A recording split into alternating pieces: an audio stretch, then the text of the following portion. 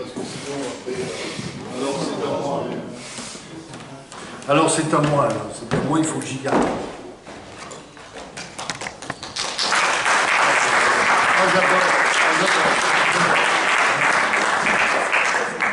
Non, c'est trop. Bon, plus sérieusement, est-ce que vous voyez... D'abord, est-ce que vous m'entendez? Oui. Bravo, vous pouvez applaudir Florent. Maintenant, est-ce que c'est clair pour vous l'endroit où l'on se trouve, vous et moi? Oui. Non. Non. Non, non, non. Ça, c'est du factuel, ça, c'est du visible. Enlevez-moi la poussière de vos yeux, mesdames, messieurs. Voilà, nous sommes dans un café. Un zinc, un rad, un troquet, un bistrot. Alors attention, pas n'importe lequel. D'accord? Vous allez me dire, c'est épuré comme décor.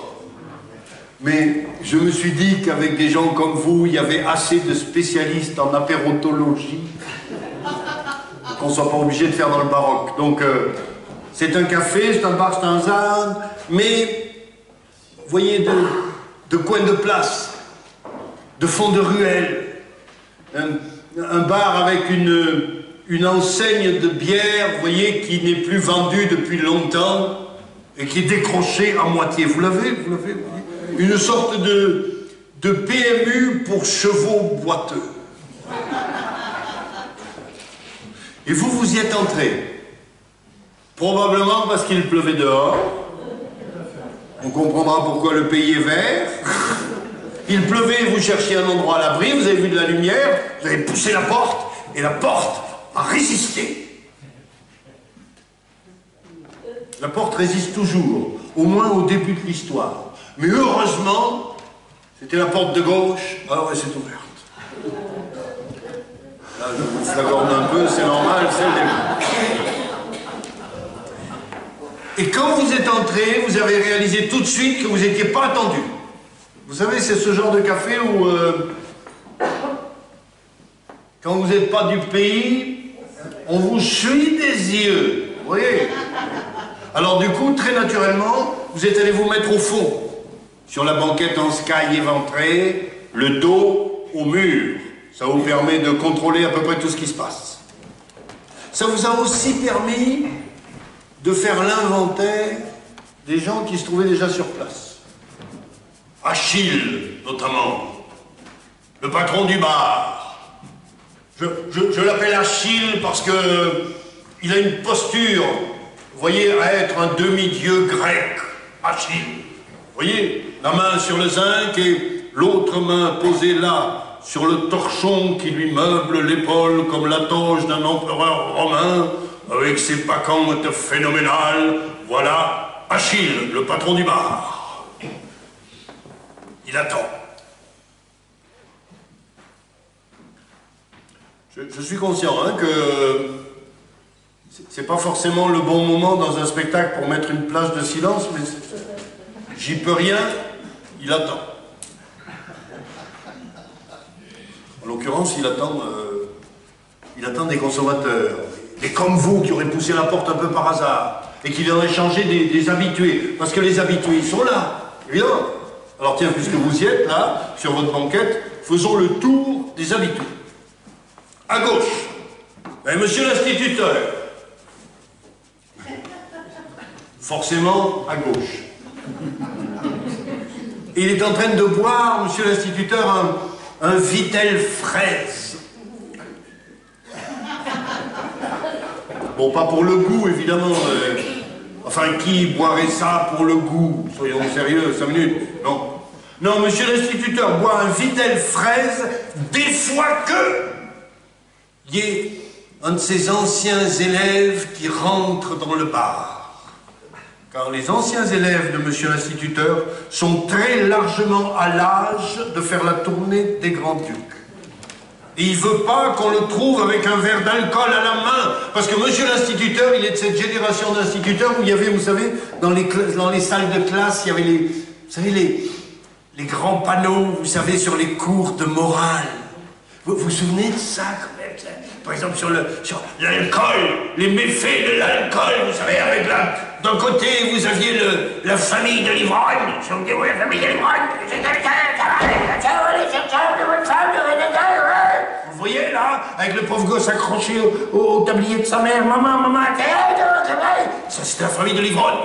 Et à côté, il y avait la famille de l'homme sobre, où madame était à la vaisselle, pendant que monsieur lisait son journal dans son fauteuil club. Franchement, la vie idéale, quoi. Vous voyez? Et il a été modelé par ça, monsieur l'instituteur.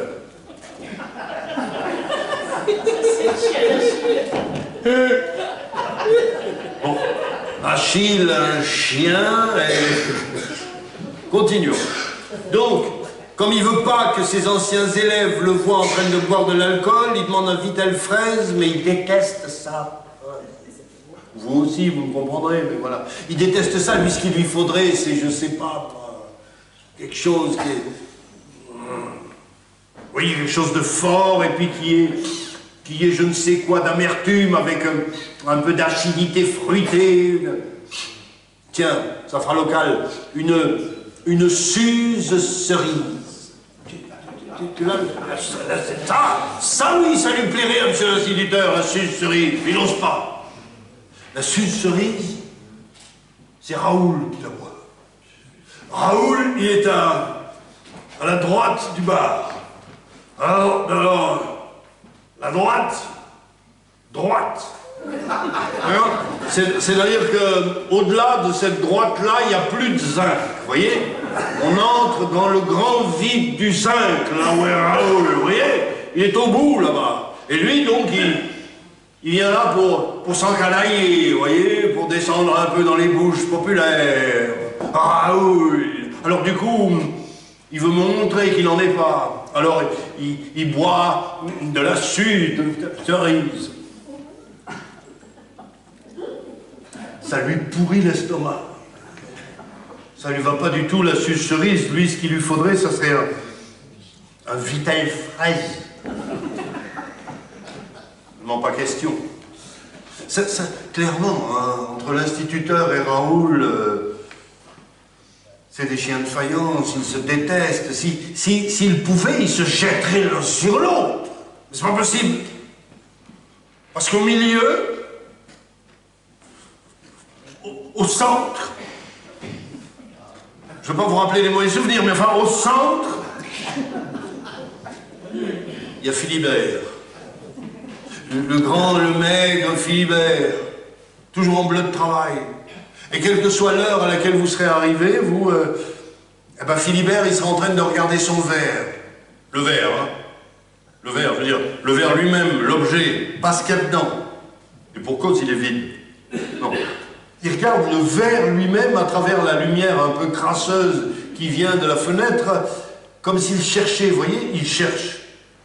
Il cherche une imperfection, une rayure, une boursouflure, un quelque chose qui n'irait pas dans ce verre-là. Et si le verre n'est pas parfait, on le connaît, mon Philibert.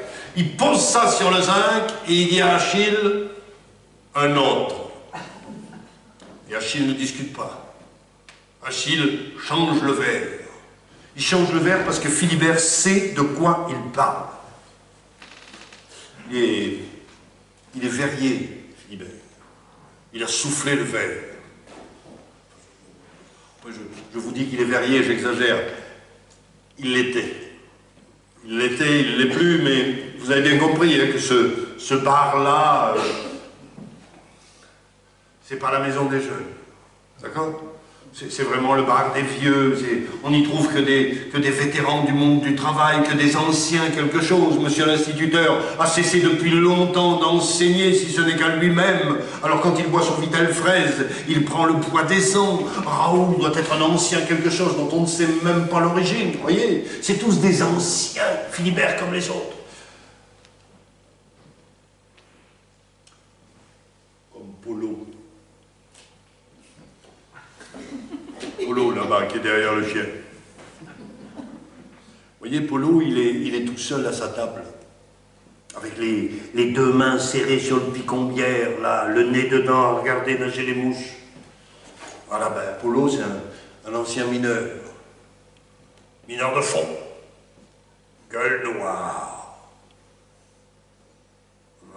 Polo, il est là-bas, et puis il attend. Comme Achille, il attend. Sauf que lui, on ne sait pas ce qu'il attend. Avant c'était plus clair. Quand il était encore à la mine et qu'il venait ici au café, eh ben, il attendait la retraite. Il attendait la retraite pour jouer aux cartes et aux dominos avec les copains.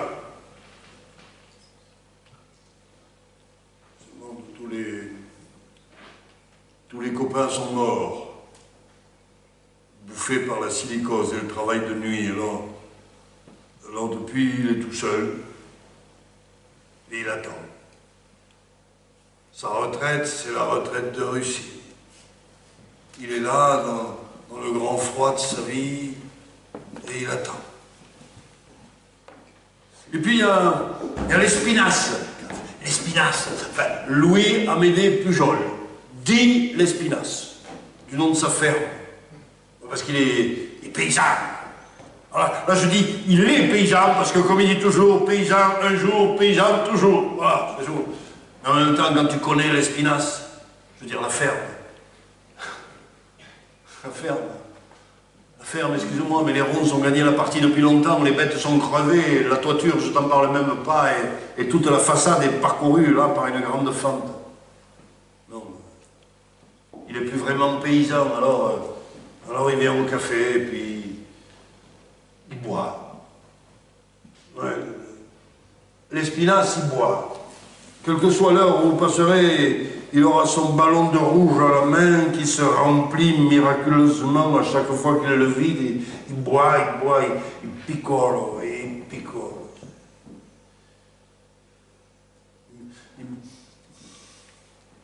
Il boit pour oublier l'Espinasse.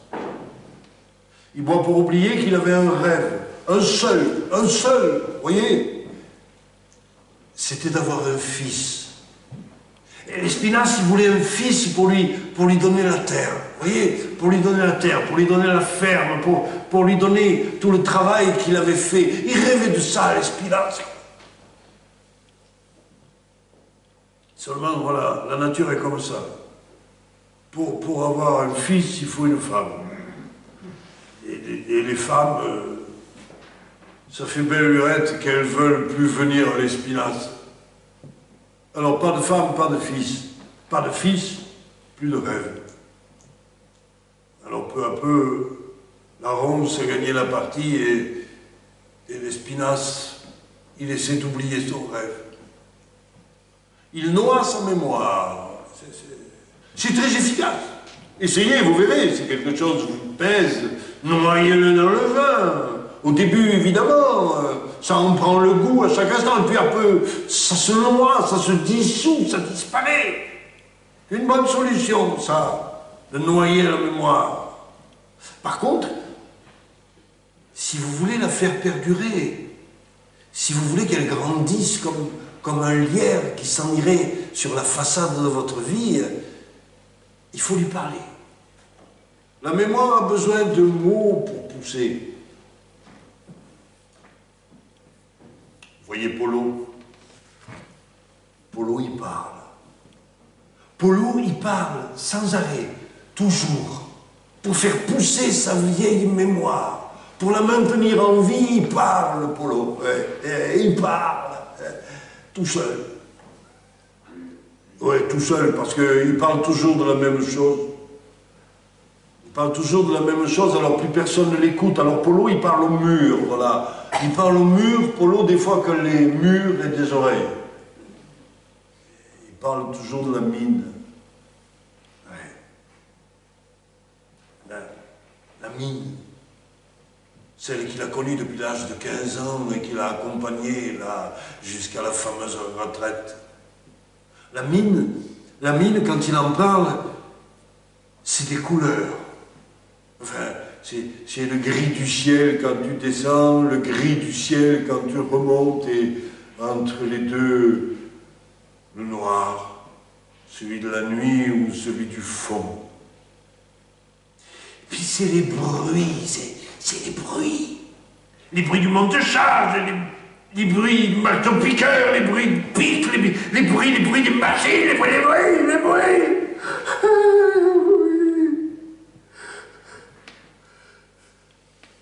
Apollo, ça lui bouffe complètement toutes ces nuits. Le bruit des machines l'emportait avec lui. Il n'y a que la poussière dont il ne parle pas. La poussière noire, la poussière qu'il est allé récolter dans le ventre de la terre, ça, Apollo. Il n'en parle pas. Il n'y a pas besoin. Personne n'écoute parce que c'est triste, parce que c'est moche, parce que c'est gris. Sauf quand il en parle. Ouais. Quand tout d'un coup, il a les yeux qui s'éclairent, quand tout d'un coup, il regarderait vers le haut du mur, tu vois. Là, il fait remonter le seul soleil du lierre de sa mémoire, la seule fleur. Ouais. Les élections. Ouais, je sens bien que ça vous fait pas le même effet. Mais lui, Polo, quand il en parle, c'est toujours les mêmes. C'est les élections municipales qu'il y a eu à Carmont. Ouais, à l'époque, quand il était mineur à Carmont, le maire, c'était toujours le directeur de la mine. Le directeur de la mine, il était toujours nommé par le château où était le propriétaire. C'était comme ça s'était toujours fait comme ça. Seulement, un jour, mais qu'est-ce qu'ils avaient bu, les mineurs de Carmont, pour avoir une idée pareille? Un jour, ils se sont dit que, attends, si un type, ça fait une voix, eh bien, si on vote tous pour un des nôtres. Mais c'était pas prévu comme ça. On ne sait pas ce qu'ils avaient bu, alors ils l'ont fait. Ils ne savaient pas qu'ils n'avaient pas le droit. Alors ils ont tous voté pour un des leurs. Calvignac. Jean-Baptiste Calvignac. Homme droit, homme ferme. Et voilà. Élu triomphalement maire de Carmont par ses collègues mineurs. Quelle fête! Seulement dès le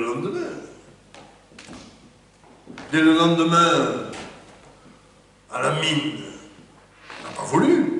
Je veux dire, à la direction de la mine, on n'a pas voulu qu'il y ait le mineur maire, le maire mineur. On ne pouvait pas le jeter en dehors de la mairie, Calvignac. Alors on l'a viré de la mine à Calvignac. Cet homme droit qui avait toujours fait sa tâche, on l'a foutu dehors de la mine.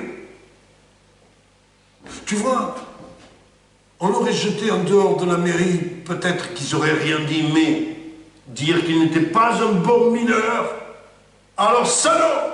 C'était comme si, tu vois, comme si l'eau de l'injustice, cette eau sale, là, coulait jusqu'au fin fond des galeries profondes et que les gueules noires en sortaient comme des colonnes de fourmis rageuses, là, et ils se sont répandus dans les rues en disant « Vous reprendrez Calvignac !»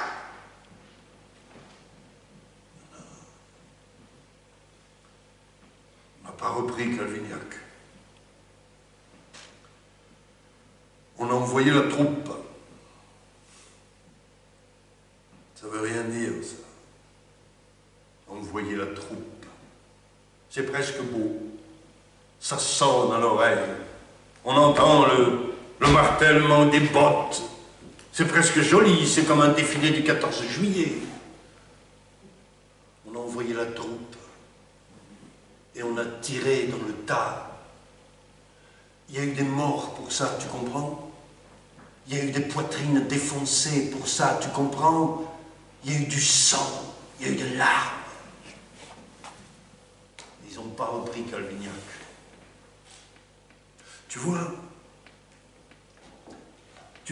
qui dit Polo, à cette époque-là, des encravatés, là, 10 heures de bonne aventure, des porteurs d'écharpes tricolores, il n'y en a pas eu beaucoup à nos côtés, hein? Hein, qui dit au mur? Il n'y en a pas eu beaucoup, hein? Qu'un. Dans la mémoire, Apollo, il n'y en a eu qu'un. Mais quand il en parle, il a la voix tremblante. Il dit toujours, heureusement, il y a eu Janotte. Il y a eu notre Janotte. Notre Janot. Notre petit Jean. Le nôtre à nous, rien qu'à nous, les mineurs. Quand il dit nostre Janotte, Polo, la gueule noire, il parle de Jaurès. Jaurès. Et quand il en parle, il sourit au mur. Et il y a de la lumière sur le lierre de sa mémoire. Alors, ce jour-là, comme vous étiez là, comme il y avait une paire d'oreilles en plus, il n'a pas pu s'empêcher, Polo. Voilà. Il a baissé l'index, il a dit, tu vois Jaurès? Eh bien, Jaurès, c'était le député des mineurs. Et il y met toute sa fierté. Et puis, il retombe dans sa prison de silence. Alors, lui, oui. Mais pas l'instinct. Non, parce que non. Lui, il vient de s'étrangler dans son vitel fraise, parce que, vous vous rendez compte, Polo vient de dire que Jaurès était le député des mineurs. Rien que des mineurs. Ah non! Ça lui est insupportable. Alors, il se passe quelque chose de très grave. Monsieur l'instituteur quitte la gauche pour venir au centre. N'inquiétez pas, ça ne dure jamais. C'est un mouvement de balancier assez classique, mais qui fait qu'après, on repart. Enfin, toujours est-il que là, il vient se mettre au centre du café, au centre des regards. Parce qu'il veut dire ce qu'il en pense. Il dit que c'est trop limité, qu'on ne peut pas dire que Jaurès c'était le député des mineurs, que les mineurs... Non.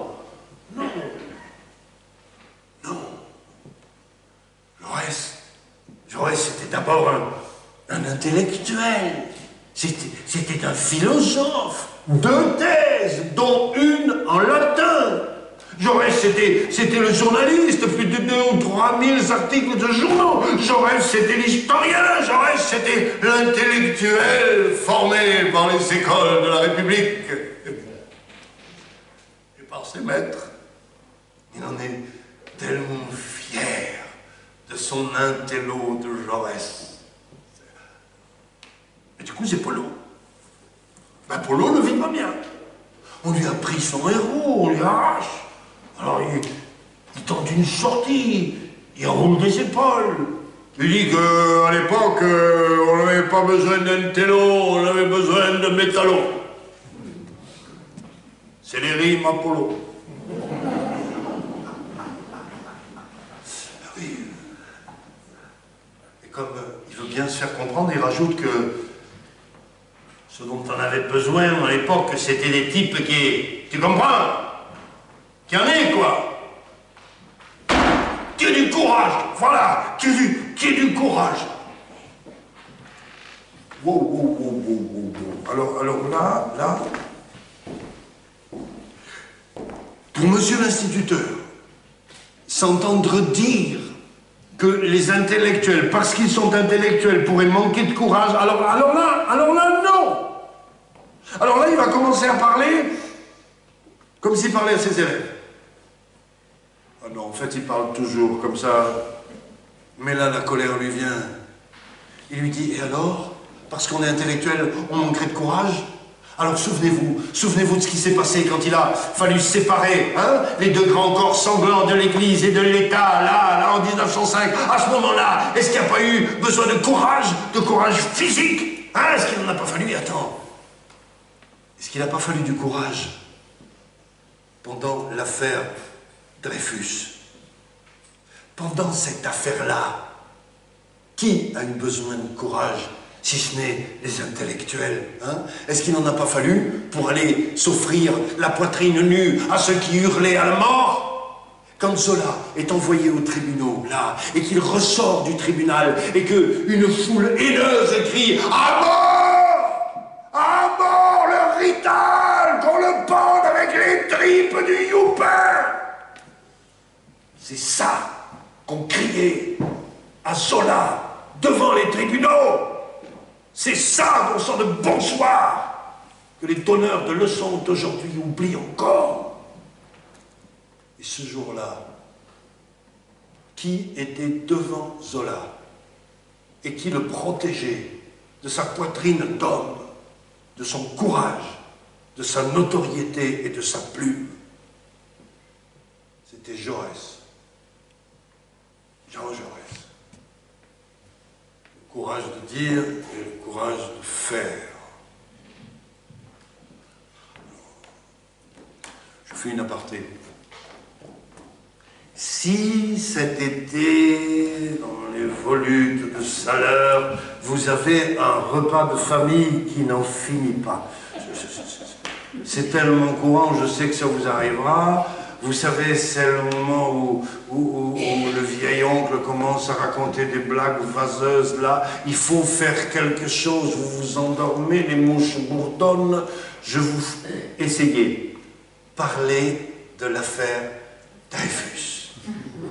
Ah, même aujourd'hui, c'est un pur miracle. Ça réveille tout le monde. Chacun choisit son camp. On se dresse, les assiettes volent, on hurle. Enfin, de l'action. Et si ça marche pas, essayez les élections. Mais croyez-moi, là en tout cas ça marche. Je veux dire, dans notre café ça marche.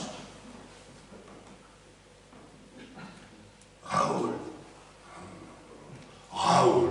Du moment où on a commencé à parler de Jaurès, Raoul s'est énervé. Raoul en a profité pour éloigner son verre de suze de cerise qui lui pourrit l'estomac. Tu sens que là, il n'y a plus besoin de la suze pour lui pourrir l'estomac. Voilà. Alors c'est lui qui prend la parole. C'est lui qui braille à son tour. Votre Jaurès, là. Ah oui, Jaurès. Moi, j'ai dit, tout justement, à faire des amules, Ah non, mais excuse-moi, Jaurès. Qu'est-ce qu'il a... Qu'est-ce qu'il a fait? Il n'a rien fait, Jaurès. Est-ce qu'il a exercé le pouvoir? Ben non, voilà. Alors, vous voyez, il n'a rien fait, votre Jaurès. Moi, je vais vous dire qu'à l'époque, à la députation du Tarn, son concurrent, c'était le baron Reilsout. Un excellent homme. Position centrale, ouvert à tout, prêt à écouter tout ce qu'on lui disait du moment que ce soit à droite. Vous comprenez, je veux dire, quelqu'un de bien. Le baron Reilsout. Et puis votre Jaurès, là. Je vais vous dire une chose toute simple. Réfléchissez à ça. Les paysans. On est d'accord, les paysans, c'est le bon sens. Les paysans, c'est des racines qui descendent profondément dans le bon sens. Les paysans vont rendre bonsoir. Eh bien, les paysans, vous m'entendez, n'ont jamais voté Jaurès. Je veux dire, statistiquement parlant, jamais voté Jaurès. Demandez à l'Espinasse. Et vous verrez.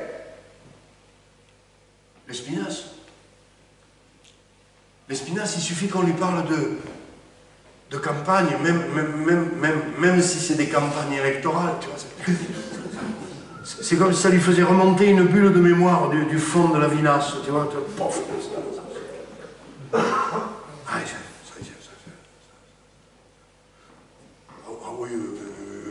Il s'en souvient, l'Espinasse. Il se souvient le baron Reilsout. Oui, je m'en souviens, oui.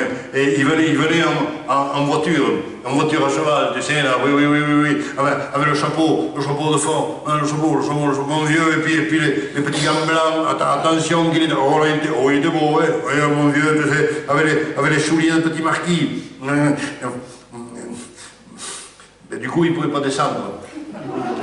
Mais il ne pouvait pas descendre parce qu'il y a de la boue, Nous, on y était dans la boue, on y était avec les sabots, on était dans la boue, avec le chapeau là, tu vois, la boue comme ça. Et on n'osait rien dire, on était là, la tête basse. Et lui, comme il ne descendait pas de la voiture, il nous regardait de haut. De toute façon, il nous aurait forcément regardé de haut, Ray Schultz. Même couché par terre. Il nous aurait regardé de haut. Il avait appris ça dès l'enfance, à nous regarder de haut, à nous autres. Et nous, on le savait. Alors on regardait en bas. Et quand il venait, Ray Schultz, nous on l'appelait le baromètre. On l'appelait le baromètre parce que quand on le voyait, c'est comme mon vieux, il allait pleuvoir des élections. Alors, quand il nous voyait, il nous disait « Alors, Lespinasse, elle donne la terre en ce moment ?» Et nous, on était là, tu sais. On y travaille, monsieur le baron, on y travaille. On était ses fermiers, si vous voulez qu'on dise. Bien. Dites-moi, Lespinasse, vous savez que dimanche, il y a les élections, hein? Il va falloir aller voter, Lespinasse. Je compte sur vous, hein? Il va falloir voter. Et bien voter, l'Espinasse, hein? Elle donne la terre? C'est bien.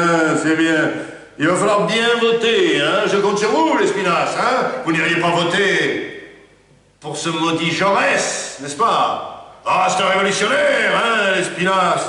Il ne faut pas voter pour les révolutionnaires. Je compte sur vous, l'Espinasse. Monsieur le baron, il n'y a pas de risque. Oh non, on n'ira pas voter pour un révolutionnaire. Oh non.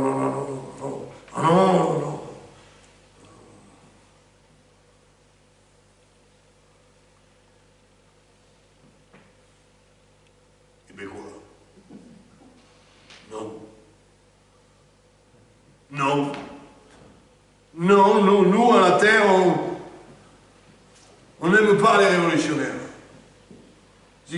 On n'aime pas, nous. Nous, on veut que les choses elles soient faites dans l'ordre immuable de toujours, tu vois, là. Et c'est comme ça. D'abord, on laboure, après, on sème, puis on arrose, puis on attend, parce qu'il faut du temps pour aller du grain au pain. C'est comme ça. On n'aime pas tout foutre le cul par-dessus tête. On n'aime pas les révolutionnaires. Nous, ce qu'il nous faudrait, c'est des révolutionnaires qui laissent tout pareil, tu vois, ça c'est... Alors, on n'aime pas les révolutionnaires. Ça, il n'y a pas de risque, monsieur le baron, il n'y a pas de risque.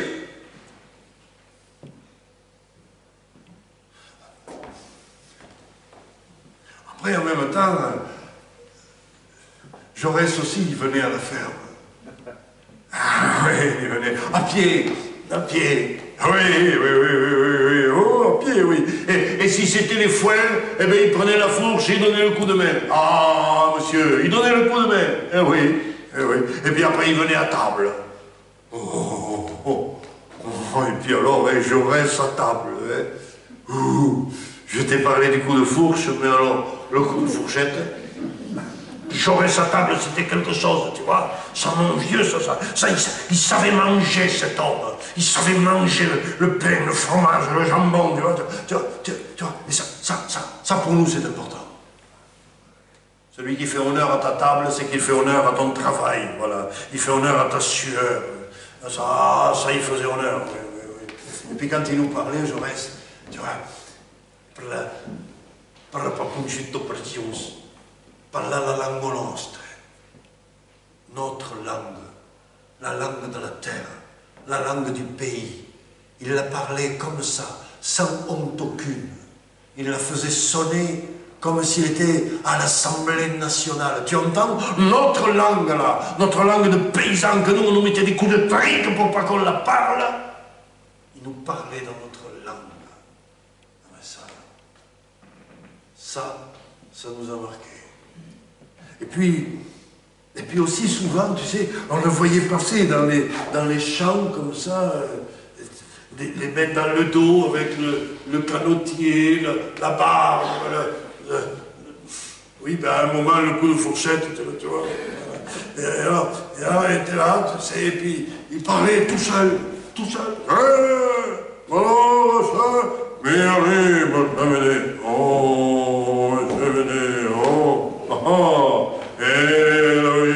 alors, au début, quand on le voyait passer comme ça, à parler tout seul, on se disait, oui. Après, on a su que c'était le député. Alors, on s'est dit, ben oui,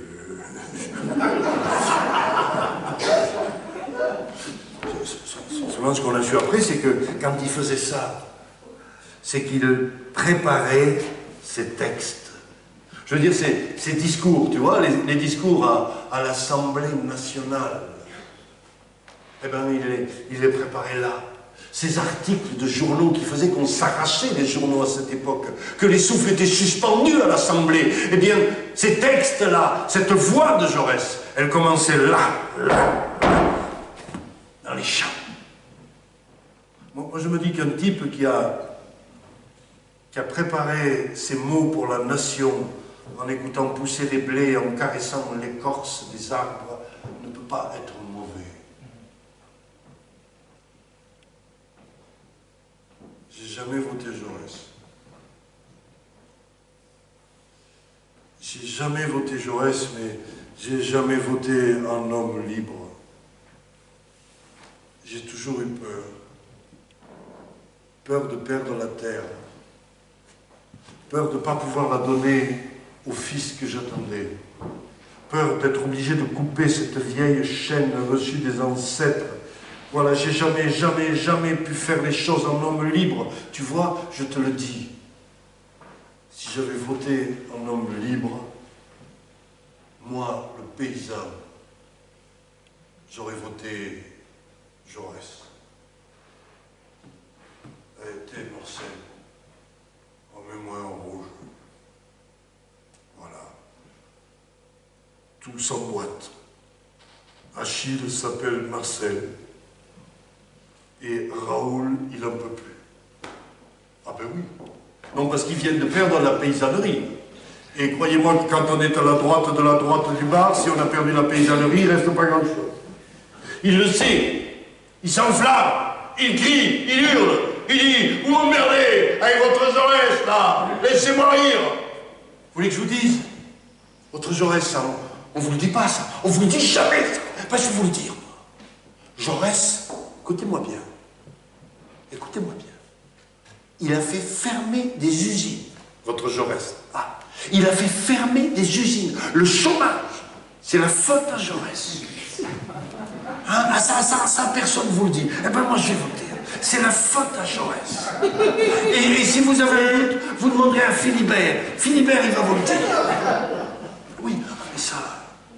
Moi, je vais te dire que votre Jaurès, là, votre foutu Jaurès, moi, tu sais comment j'aurais résolu le problème? Contre un mur, tiens, et 12 balles dans la peau. Et pourquoi 12? On va faire dans l'économie, hein? 2 balles dans la tête, ça suffira. Et puis il est sorti, tu sais, en claquant la porte.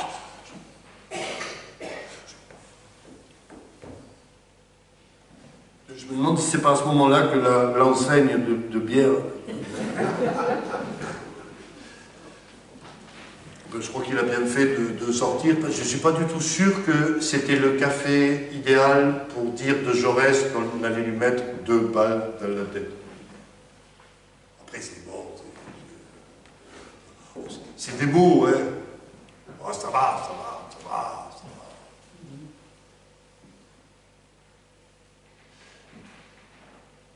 Les mots ont un sens.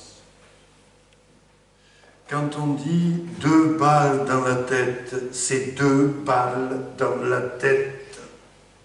Et à force de répéter les mots dans les cafés du commerce, ou de les imprimer dans les torchons pour caniveaux, on finit par les faire rentrer dans la tête des pauvres.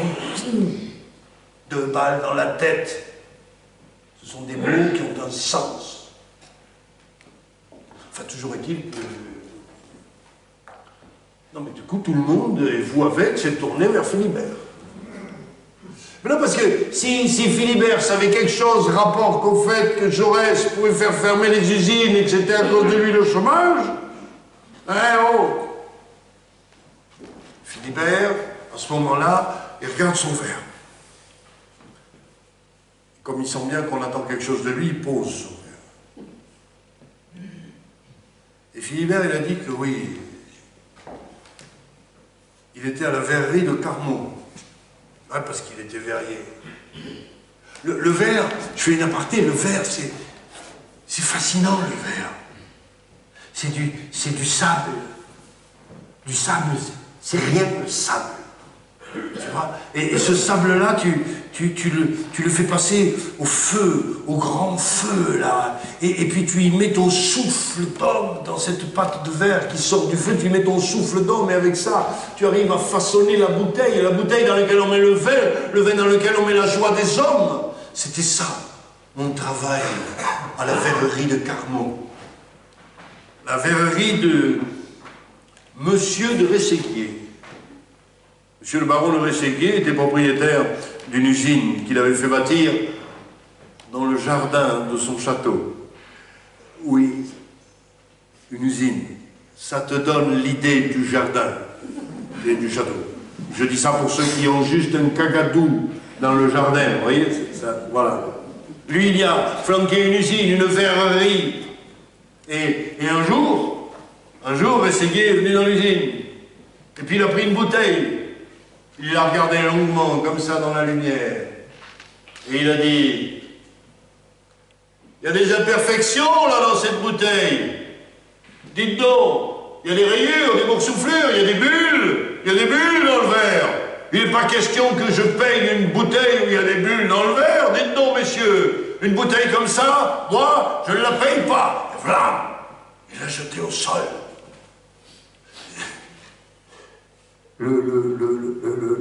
Les bulles dans le verre, le verre c'est vivant, ça fait ce que ça veut, le verre. Jour, une ou deux petites bulles, enfin je veux dire enfin, bon, maintenant les verriers d'aujourd'hui, ils en mettent exprès, sinon tu les vends pas aux touristes s'il n'y a pas de bulles dedans, tu vois. Mais qu'est-ce que c'est pas ça? Ça empêche pas d'y foutre le vin dedans quand même. Et puis attends, on était payé à la tâche. Donc ça voulait dire que tout d'un coup, on ne serait plus payé pour les bouteilles imparfaites, soit la moitié peut-être de la production, la moitié du salaire. Monsieur, c'est pas possible. Et comment on va payer les loyers, la nourriture? Enfin, monsieur, enfin quand même. Il n'a rien voulu savoir. Alors on est allé voir le député. Le député de Carmaux, c'était Jean Jaurès. C'est lui qui nous a dit, mais mes enfants, il ne faut pas se laisser faire. Vous allez faire comme les mineurs. Vous allez faire grève et ils vont plier. Alors voilà, nous, on a cru notre Jaurès. Et avec nos tabliers de cuir et puis nos vastes cannes à souffler le verre, là, on est allé dans les rues de Carmaux, on était fiers, on sentait notre force. Rességuier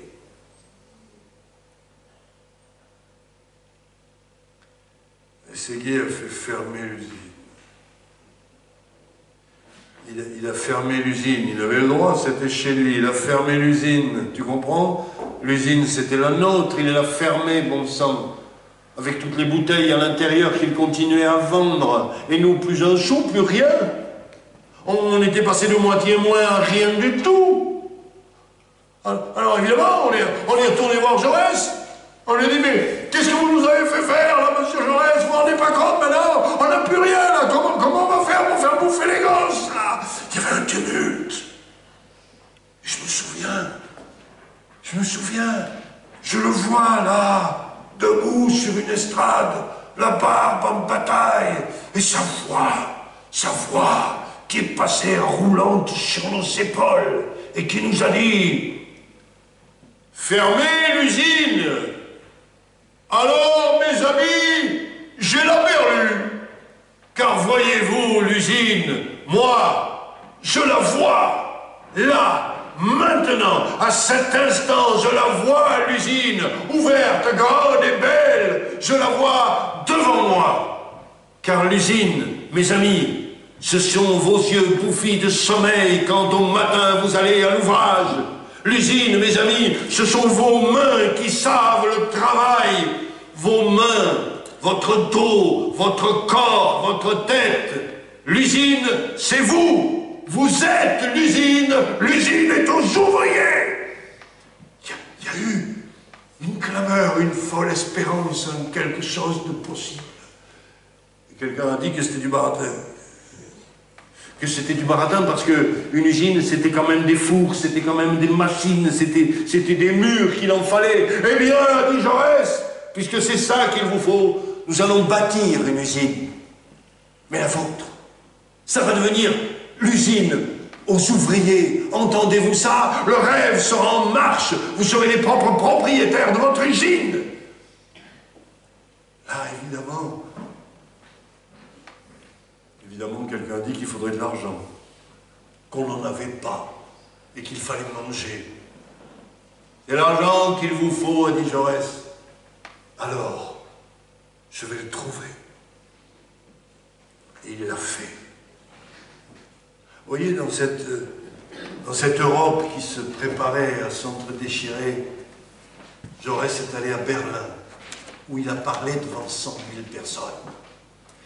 Dans ce monde où les déplacements étaient si longs et si difficiles, il a traversé l'Atlantique pour aller jusqu'au fin fond de l'Argentine, où il a prêché, si j'ose dire, en occitan, devant des foules folles comme ça. Et partout dans le monde, Jaurès a dit, là-bas, à l'autre bout du monde, à Carmaux, pense si c'est le bout du monde, à l'autre bout du monde, il y a des ouvriers qui sont en train de changer le monde. Ils sont en train de créer un rêve, l'usine aux ouvriers, et il faut les aider. Et il a su trouver les mots, au point que partout dans le monde, des petites gens ont ouvert leur petit porte-monnaie pour en tirer des petites pièces. Et aussi vrai que les petits ruisseaux font les grandes rivières, cet argent est arrivé à Carmaux, et il y en a eu assez pour bâtir une usine. Et du coup, pas à Carmaux. Non, pas à Carmaux, parce que tous les terrains appartenaient au baron de Rexel. Alors il a fallu construire cette nouvelle usine à Albi. Albi là en rouge, ou pas du côté cathédrale, pas du côté bourgeois, non, de l'autre côté des eaux vertes du Tarn, dans la banlieue en quelque sorte, la nouvelle cathédrale, la cathédrale ouvrière, la verrerie ouvrière d'Albi. C'est gravé là, au-dessus de la porte, la verrerie ouvrière d'Albi. Rachetée par Saint-Gobain. Parce que le rêve est en marche, mais parfois il y a des obstacles. Toujours est-il, a dit Philibert, que le jour où on a ouvert la verrerie, le jour où on a allumé les premiers fours, alors on a chanté la carmagnole debout sur les tables, parce que le rêve était en marche. Il en est tellement fier. Ouais. Seulement c'est jamais qu'on nous raconte ces histoires-là. Non. On les fait disparaître vite. On les noie. On les noie autant qu'on peut, ces mémoires-là. On préfère plutôt raconter d'autres histoires. Mais si, vous savez, de ces histoires qui fait que nous restons des enfants sages. Vous doutez? J'argumente. Cette histoire, par exemple, nous allons la faire commencer le soir, quand le ciel se fait mauve et que le vent caresse le dos des collines. D'accord? À cette heure douce, quand on tend l'oreille, On entend immanquablement dans les collines crier le chevrier. Eh oui, parce que c'est l'heure où les chèvres devraient rentrer. Donc, elles se barrent. Oh mon Dieu, que c'est pénible les chèvres. Bon, ça c'est les chèvres parce que les vaches non. Vous voyez, les vaches non, les vaches non, tu le sais sur 1000 vaches. Tu ouvres la porte de l'étable. La vache, elle est là la vache, oui, elle est ronde, elle est sphérique, elle est dans l'instant présent, la vache. La vache, c'est le Bouddha du monde agricole. Ah, la vache, attends. Et les moutons, le mouton, s'il y en a un qui prend le chemin, tous les autres suivent, hein? Et si vous en doutez, vous verrez bien le 30 juin.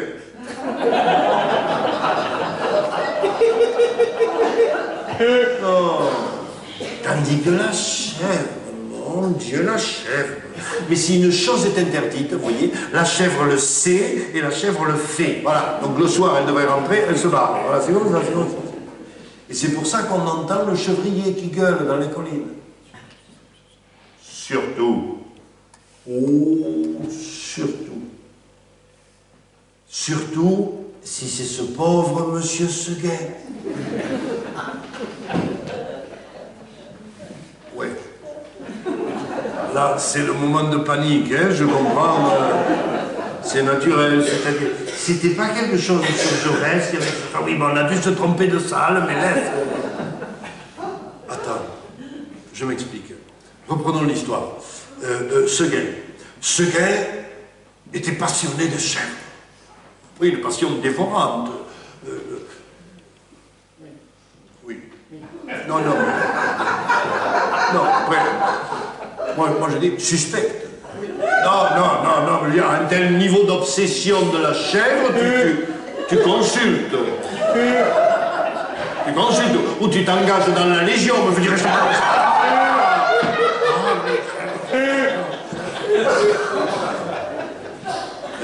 Seulement le problème, c'est qu'à chaque fois qu'il avait une chèvre,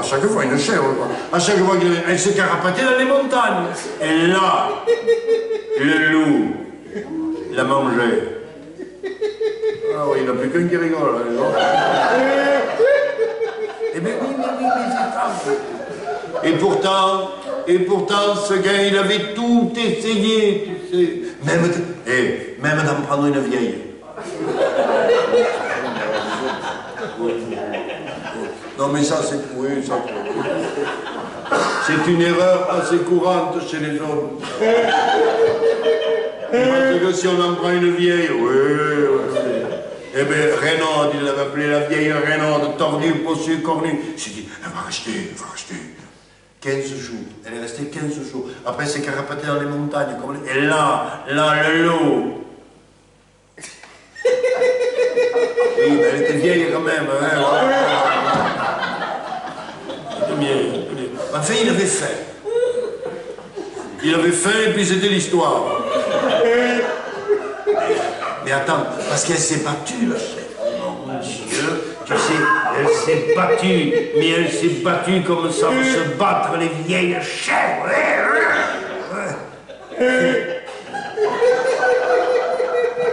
Donc je marque un arrêt parce que je vous devine quand même à contre-jour. Bien que quand je parle des vieilles chèvres, je vois des têtes dégarnies, mon oui. Bon.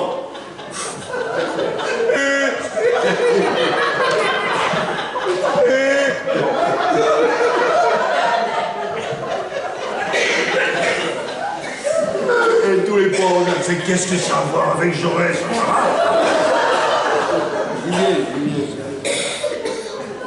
Alors, comme ça n'avait pas marqué avec la vieille, il est allé en chercher une jeune.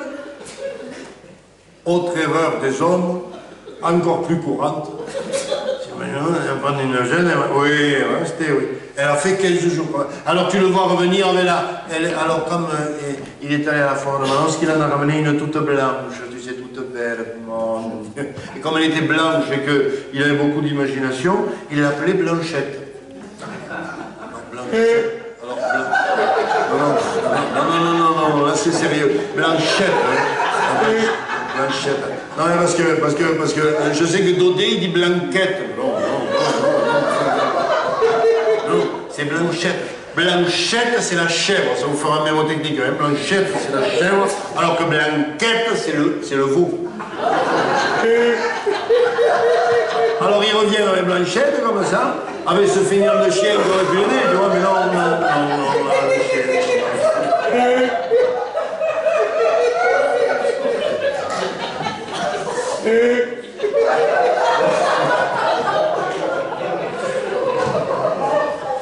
Si là vous me trouvez un rapport avec Jaurès, vous me le mettez le doigt. Voilà. Alors, il y avait un chien mort sur le bord de la route, et là il dit à Blanchette, il faudra pas aller à la montagne, parce que la montagne, le loup, il te mangerait. Et vous auriez vu Blanchette?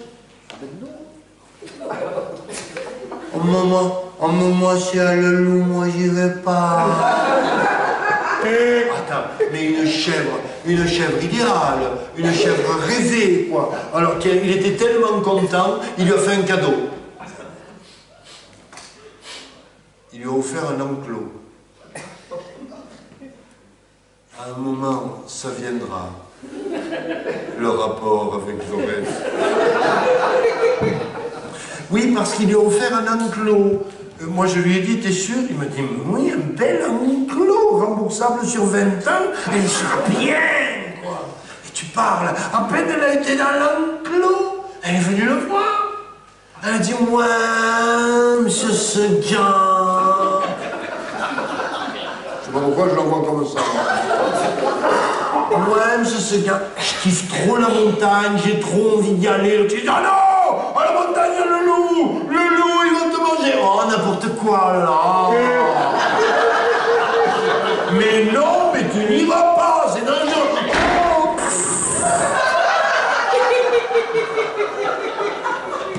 Bon, oh là là. Bon, d'accord, mais alors je veux un scooter.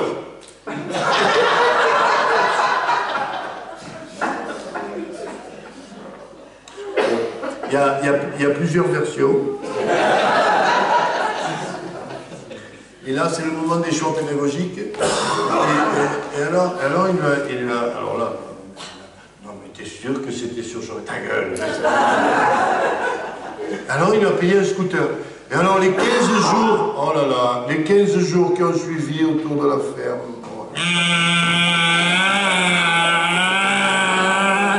Un truc à te faire aimer les loups. Surtout qu'au bout de 15 jours, elle revient, la biquette. Ouais, je sais bien à quoi ça sert d'avoir un scooter si je peux pas aller à la montagne. Oh, tu m'emmerdes! Et pour être sûr qu'elle n'y aille pas, il a flanqué à la chèvrerie et il a fermé à double tour.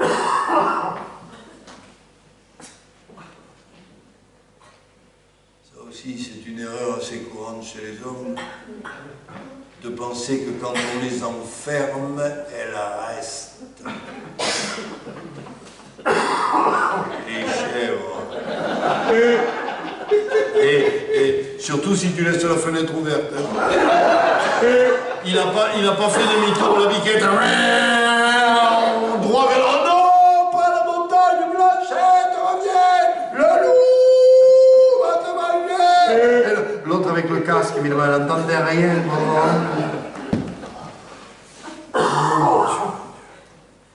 En même temps.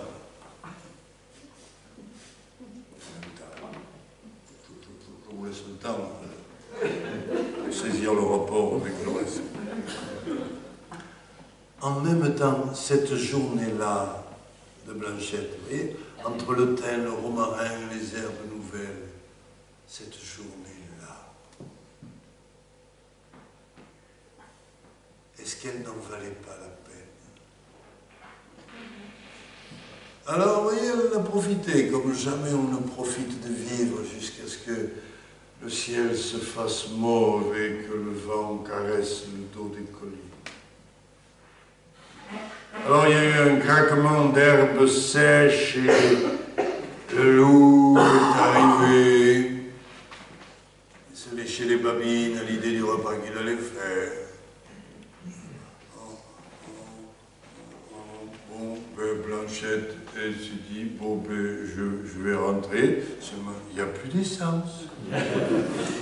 Et il y a le loup qui commence à lui tourner autour, là, et à resserrer ses cercles.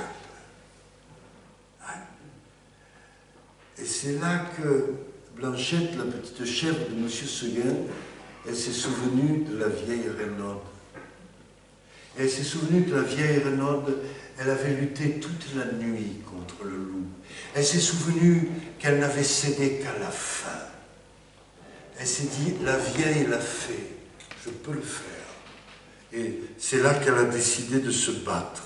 Elle a planté ses 4 petits sabots dans l'herbe tendre et elle a fait front. Et c'est là que le loup a commencé à hésiter. Ouais. C'est marrant, hein? Ça, on ne dit jamais. Et pourtant c'est vrai. C'est quand la chèvre fait front que le loup hésite. Mais il avait faim. Et puis c'était l'histoire. Alors le combat a commencé. Il y a eu un coup de dent, il y a eu un coup de corne. Oh! Elle est mauvaise. Doucement, il se dit doucement, et oh! Il prend 4 pas de recul et elle en profite, elle, pour manger le thym, le romarin et les herbes nouvelles. Un coup de dent! Un coup de corne! Et du sang qui commence à couler sur la toison blanche. Mais quand même, le thym, le romarin et les herbes nouvelles. Un coup de dent, un coup de corne. Enfin, un petit coup de corne. Juste assez pour relever la tête, juste assez pour voir que dans le ciel pâlissent les étoiles, juste assez pour voir sur l'horizon une lueur qui vient, juste assez pour se dire, tiens, c'est le matin. J'ai lutté aussi longtemps que la vieille Renaud. Et c'est pleine de cette fierté que Blanchette, la petite chèvre de M. Seguin, s'est couchée dans l'herbe. Et à la fin de la nuit, le loup l'a mangé.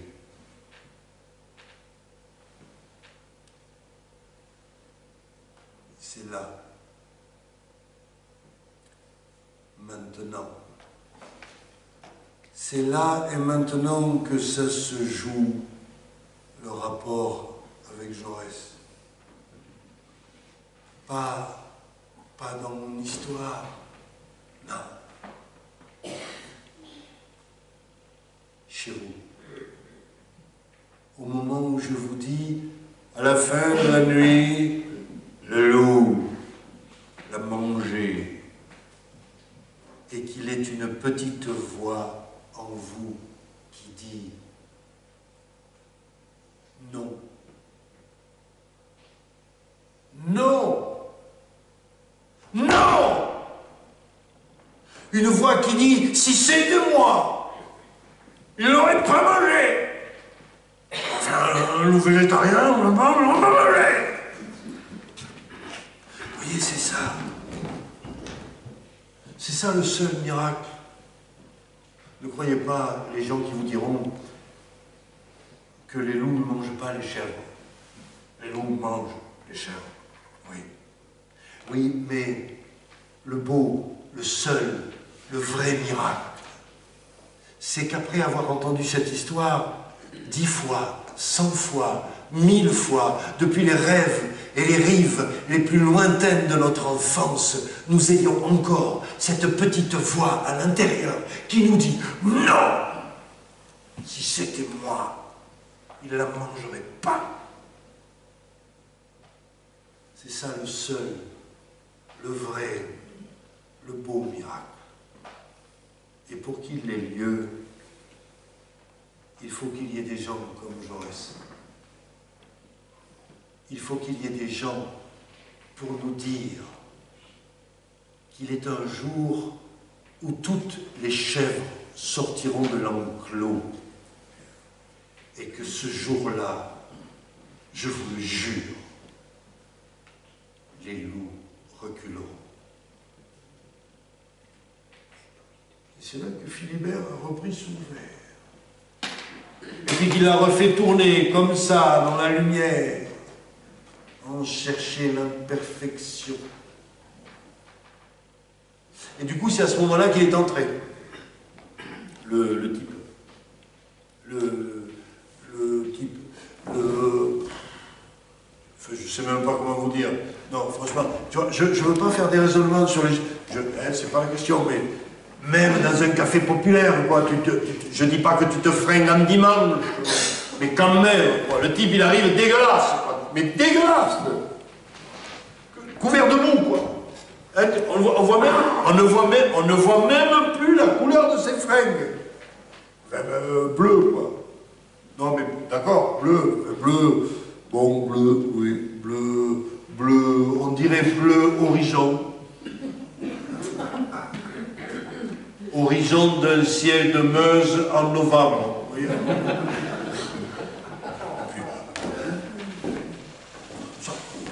Ça ne me regarde pas, mais moustachu, barbu, chevelu, poilu.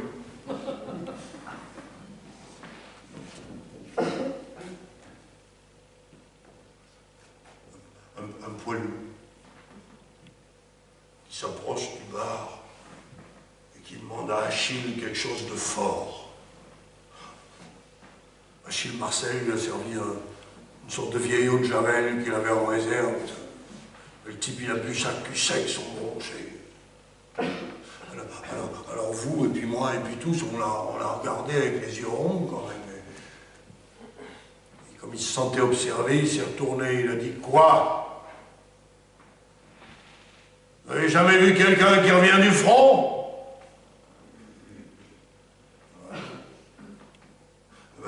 Je vais vous dire, comment c'était. J'ai été des tout premiers qu'on a mis dans les wagons, agitant les drapeaux, donnant de grandes fleurs, en nous disant « Vous serez revenus pour les vendanges ». On ne nous a pas dit de quelle année. Et nous, on est descendus à la première gare. Nous, on nous a fait descendre à Fleury, près d'Ouaumont. Tu sais ce que ça veut dire, toi, que la terre qui tremble à Fleury, près d'Ouaumont? Tu sais ce que ça veut dire, toi, que la mort qui fauche en sifflant à Fleury, près d'Ouaumont? Tu sais ce que c'est, toi, que le petit caporal qui meurt en tenant ses tripes à la main, en appelant maman, à Fleury, près d'Ouaumont? Tu sais ce que c'est, toi, que de creuser sa tranchée comme on creuse sa tombe à Fleury, près d'Ouaumont? À 4 heures, le capitaine nous a dit qu'à 6 heures, nous sortions de la tranchée pour prendre celle d'en face. Un sergent lui a dit que le régiment d'avant, aucun n'est revenu. Il a dit, c'est pour la France. Alors, la France est une ogresse qui bouffe ses enfants.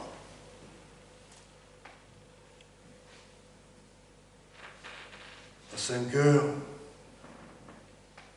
j'ai écrit à mes parents. Papa, maman, tout va très bien. Je suis dans un secteur calme. Il ne fait pas trop froid. J'ai reçu votre paquet d'il y a 15 jours à peine. J'ai reçu le chandail, il me va très bien, il me tient chaud. Merci aussi pour le couteau. Il me sert, voyez-vous. couper le pain, là-bas dans la tranchée. Je voulais vous dire, tout va bien, mais c'est la guerre tout de même. Si jamais un jour j'étais blessé, ou pire peut-être, s'il vous plaît, maman, ne pleure pas. S'il vous plaît, il faudrait aider Marie et le petit. Ils auront besoin de vous à ce moment-là.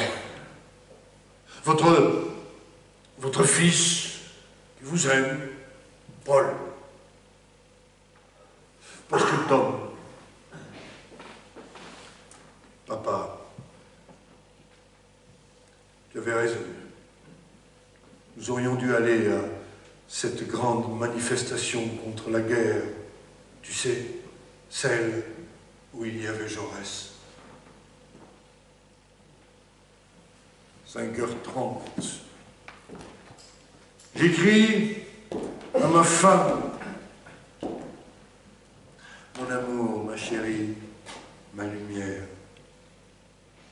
Je pense à toi tous les jours.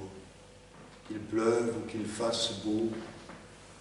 On doive baisser la tête à cause de ceux d'en face ou qu'on puisse presque courir dans l'herbe.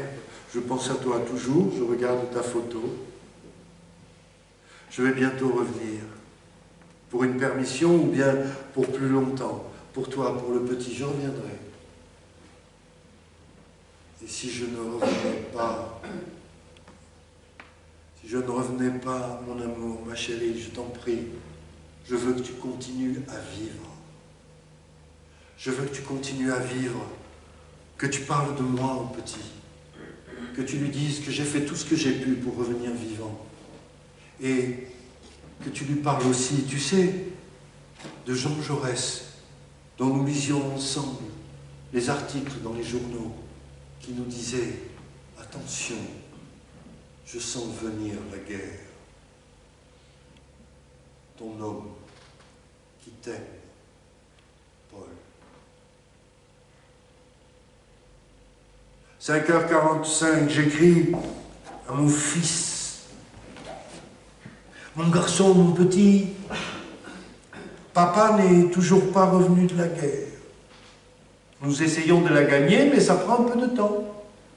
Et je ne t'ai toujours pas envoyé le casque d'allemand que tu m'as demandé. Ils ne veulent pas nous les donner. Probablement qu'ils ont peur des rhumes. Et puis je voulais te dire, et si tu ne comprends pas ce que je vais t'écrire, garde cette lettre, un jour tu comprendras. Je voulais te dire qu'il se pouvait que, quelque part, en Allemagne, il est un petit garçon de ton âge qui demande à son papa de lui ramener un casque de français. Et que ce casque pouvait être le mien. Le jour où tu reliras cette lettre, mon fils, j'espère que tu trouveras sur ton chemin quelqu'un comme Jean Jaurès. Ton papa qui t'aime, qui t'embrasse fort. À bientôt, mon petit. 5h55, l'agnole aux combattants. 5h58, baïonnette au canon. 5h59, tremblez, tremblez. Qu'est-ce que c'est? C'est le froid. 6h.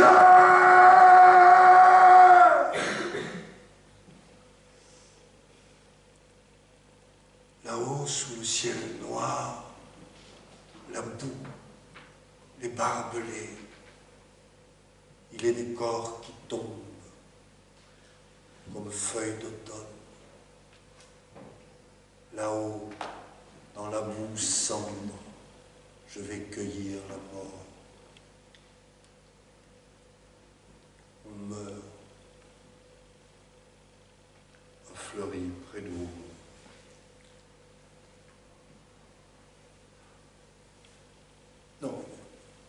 Non, ne faites pas cette tête, il n'est pas mort là, dans le café. C'est une allégorie, c'est un fantôme. On ne meurt pas dans les cafés, le ventre ouvert par un éclat d'obus. Mais quelqu'un a dit, on ne peut pas laisser faire ça. Qu'est-ce que tu veux qu'on fasse, a dit Achille Marcel? On va sortir. On va aller aider Jaurès. On peut pas laisser faire ça. On est 4. Qu'est-ce que tu veux qu'on fasse à 4? On trouvera les autres dehors. Et parce qu'ils ne savaient pas que c'était impossible, ils l'ont fait. Ces vieillards, ces boiteux, ces perclus, ces rescapés de tout, ces vétérans du monde. Ils ont pris leur manteau, ils ont pris leur canne, ils ont pris leur chapeau, et ils sont allés dans la ruelle. Ils ont couru en tous sens, en criant après Jaurès. Pendant qu'ils couraient, que faisions-nous? Quelqu'un leur a dit que Jaurès était en train de prendre un croissant dans la rue du Café. Ça leur a fait perdre du temps. Le temps qu'ils comprennent que c'était l'inverse, ils ont enfin trouvé la rue du Croissant. Mais ils sont arrivés par le bas. Ils ont vu que là-haut, il y avait Jaurès. Oui, à la terrasse du Café du Croissant, voilà. Il était en train de manger une tarte aux fraises. Et oui, ils l'ont vu. Ils l'ont vu, ils sont arrivés avec toute leur force d'hommes pour éviter le grand carnage. Et puis ils ont même été contents parce qu'ils n'étaient pas tout seuls. Parce que là-haut, il y avait Raoul qui se tenait à côté de Jaurès. Et Raoul a mis la main dans sa poche et il y a eu 2 coups de revolver. 2 balles dans la tête. Parce que les mots ont un sens. Parce que les mots ont un sens.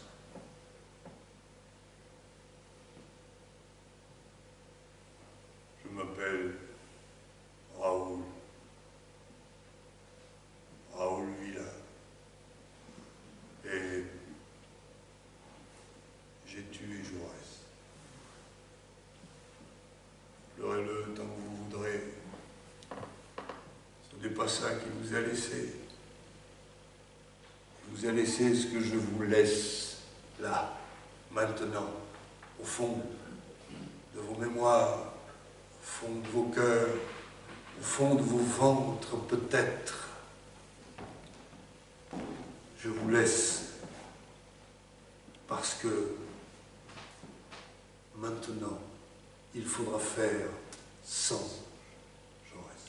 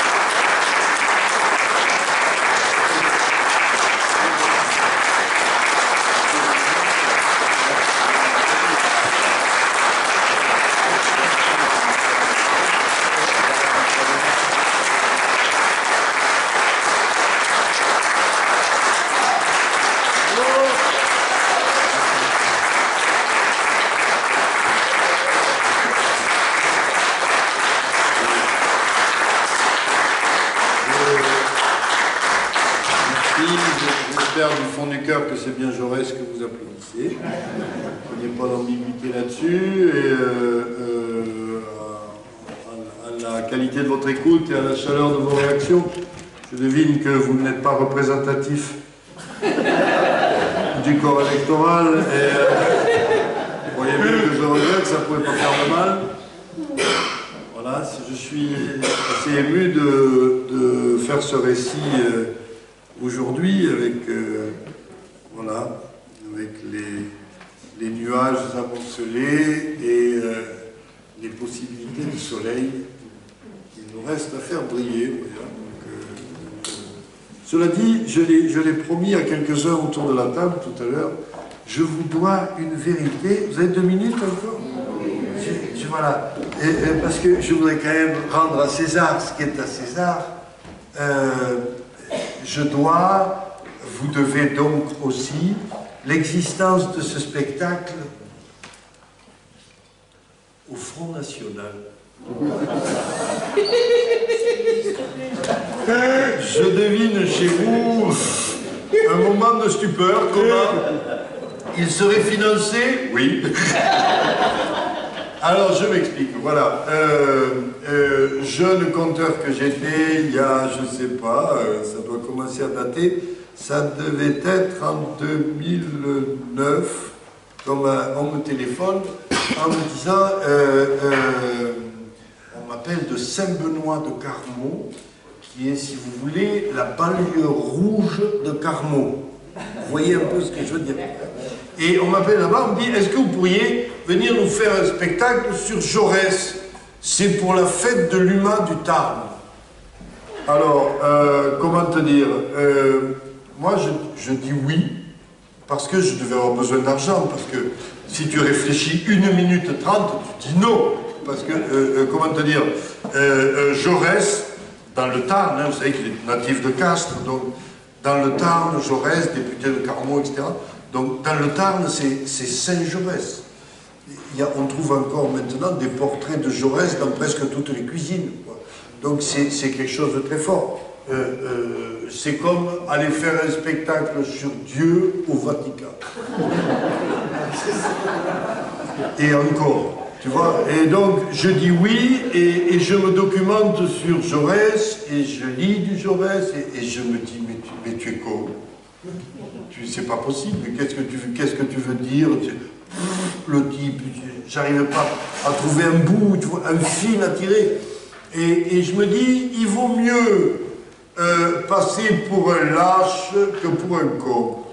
Et j'avais peut-être tort de me rendre, mais je téléphone au responsable, brave et vieil homme, et à son âme, à qui je dis, il faudrait que je vous parle là, parce que pour le spectacle, enfin, il faudrait qu'on se voit, c'est pas de très bonnes nouvelles. Et il me dit, ah bon, écoutez, on a réunion demain à Carmaux, venez, ça nous fera plaisir. Et j'étais tellement honteux de moi, je raccroche, j'aurais pu lui dire au téléphone, je dis, bon, je vais y aller, tant pis. Je prends, ça me fait 2 heures de route d'aller à Carmaux. Le lendemain, je prends ma bagnole, j'arrive à Carmaux et j'arrive en avance. Ce qui ne m'arrive jamais. Il faut que vous compreniez quand même la succession de hasards impossible. Mais là, j'arrive en avance. Et il pleuvait. Il pleuvait. Ça vous rappelle quelque chose. Voilà. Et je vois une lumière. Je veux être à l'abri. Je vois une ancienne de bière un peu décollée. Je pousse la porte de gauche, voilà, elle résiste, elle s'ouvre, et j'entre dans un petit café de Carmaux, comme ça, et je sens en entrant une ambiance, tu sais, une tension. Je me mets sur la banquette en sky, et je vois Marcel avec la tête comme ça, là, Marcel, là, comme ça. Et je vois une rangée de casquettes, vous voyez, enfin avec des types dessous, mais la rangée de casquettes, et je sais pas, moyenne d'âge, 80 balais, peut-être 75, vous voyez, on ne sait plus donner les âges, mais bon, ouais, comme ça, et ça rouméguait. Ça se dit ici aussi, rouméguait, peut-être. Vous voyez ce que ça dit tout, de toute façon, à la sonorité, ça allait pas, ça gueulait. Et je finis par comprendre en les écoutant que cette brochette de vieillards avait passé la nuit à arracher des affiches. Tout simplement, c'est là où j'y arrive, parce que c'était les élections européennes, donc je ne sais pas, il faut voir s'il y avait eu en 2009, je ne sais pas. Et le Front National de l'époque, de triste mémoire qui n'a pas changé, avait fait une affiche dans le Tarn complètement hallucinante avec le visage de Jean Jaurès sur un fond bleu, blanc, rouge, et avec ce slogan complètement ahurissant, si Jaurès était là, il voterait Front National.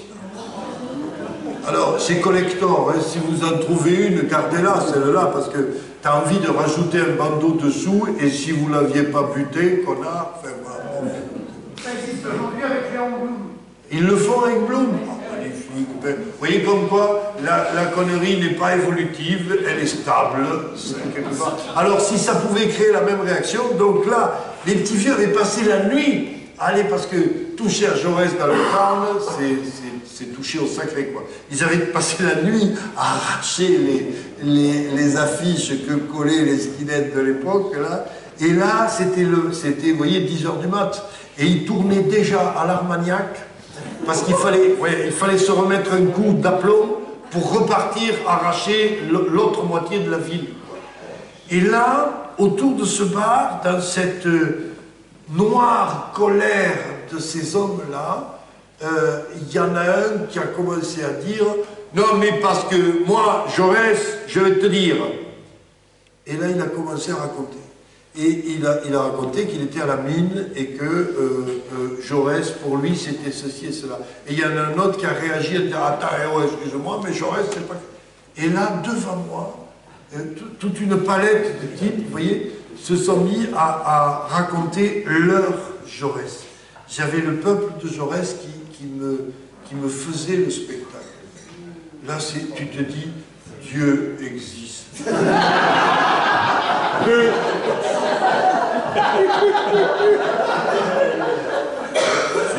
Même Staline l'aurait cru, là.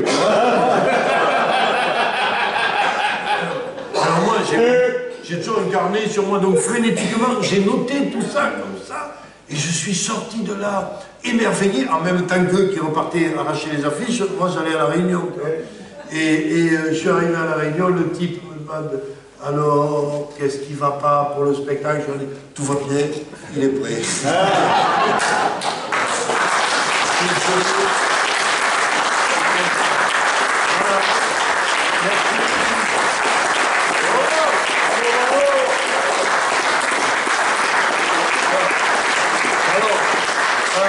Un grand merci à Florent qui a été notre philosophe de lumière. Un grand merci à Jean-Louis Bordier, mon complice, là, qui fait quelques années qu'on se connaît. Jean-Louis, il a entendu ce spectacle, là. Tu es là, Jean-Louis? Oui, là-bas, tu es caché là-bas. Enfin, il saurait vous dire, parce qu'il a une meilleure mémoire que moi, mais il y a quand même un paquet d'années. Vassivière, je pense, tu as dû l'entendre la première fois. Et je crois que le soir même, le regard un peu fou, il m'a attrapé le bras en me disant bon, hein, vous voyez, tu vas venir le raconter, mais je t'expliquerai. Et des années après, il m'a rappelé, il faut que tu viennes à la courtine, voilà, etc. Donc ils sont remerciés.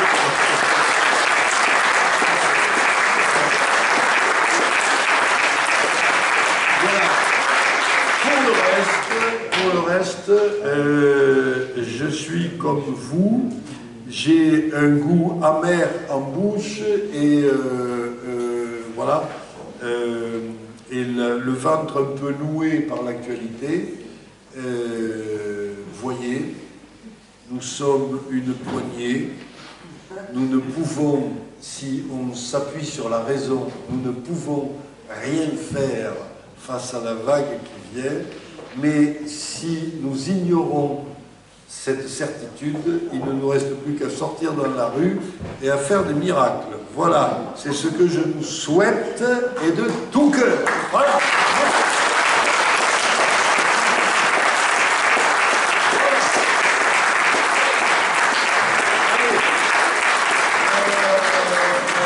N'oubliez pas toutes les animations de demain et je ne sais pas si on a remballé les livres, mais enfin, je suis sûr qu'on vous les déballera si vous voulez.